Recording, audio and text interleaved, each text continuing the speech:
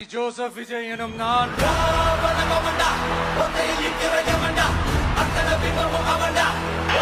சட்டப்படி அமைக்கப்பெற்ற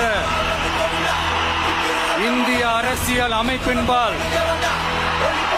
உண்மையான நம்பிக்கையும் மாறா பற்றும் கொண்டிருப்பேன் என்றும்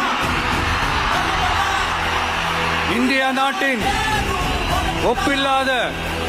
முழு முதல் ஆட்சியையும் ஒருமையையும் நிலை நிறுத்துவேன் என்றும் தமிழ்நாட்டு அரசின் முதலமைச்சராக உண்மையாகவும் உளச்சான்றின்படியும் என் கடமைகளை நிறைவேற்றுவேன் என்றும் அரசியல் அமைப்பிற்கும் சட்டத்திற்கும் இணங்க அச்சமும் ஒருதலை சார்பும் இன்றி விருப்பு வெறுப்பை விலக்கி பலதரப்பட்ட மக்கள் அனைவருக்கும் நேர்மையானதை